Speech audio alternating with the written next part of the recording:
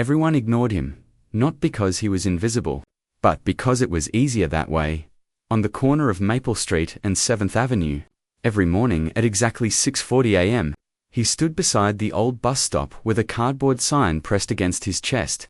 Most people never read it.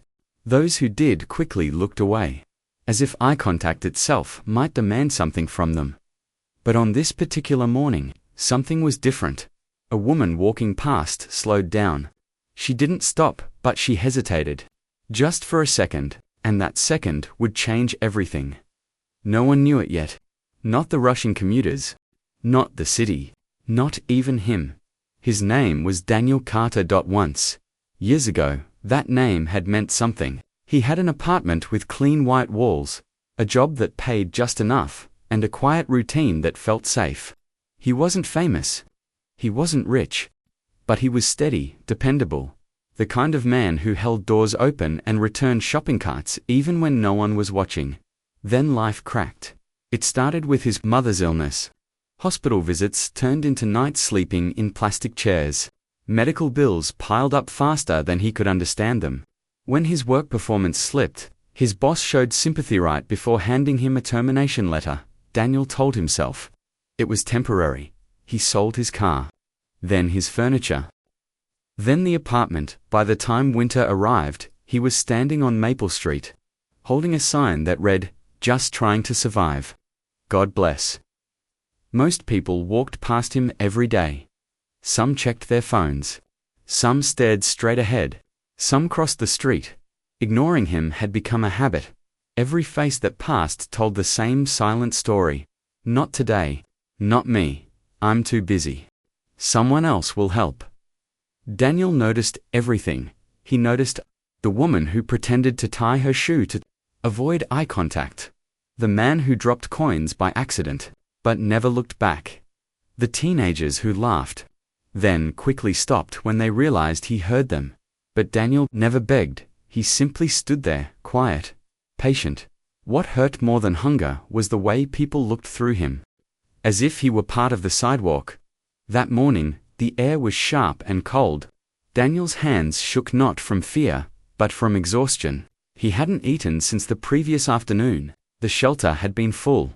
Again, he adjusted his sign and leaned against the bus stop bench. That's when he saw her. She wore a navy blue coat and carried a coffee cup in one hand. Her steps were fast, practiced, purposeful. Like someone who measured life in minutes, she glanced at Daniel, then looked away, then slowed down. Daniel didn't raise his head. He'd learned better than that. Hope had become dangerous. But the woman stopped. She turned back. For a moment, the city noise seemed to fade. "Hey," she said softly. Daniel looked up. Her eyes weren't filled with pity, or fear, or discomfort. They were just human. "Are you okay?" she asked. No one had asked him that in months. Daniel swallowed. "I'm managing," she nodded, as if she believed him. She reached into her bag, then paused. Instead of dropping money into his cup, she asked, "Have you eaten today?" Daniel hesitated. Pride wrestled with hunger. Not really. She handed him her coffee and walked toward the cafe across the street. "I'll be right back," she said. Daniel watched her go, convinced she wouldn't return. People said things like that all the time, but she came back with a bag full of food. That single act of kindness, simple, quiet, unnoticed by the crowd, did something Daniel hadn't felt in a long time. It reminded him that he still mattered. They sat on opposite ends of the bench, eating in silence. The woman didn't ask questions, didn't demand explanations. She just sat there sharing space. Before leaving, she handed him a small card. "My name's Emily," she said. "If you ever need help, call the number on the back."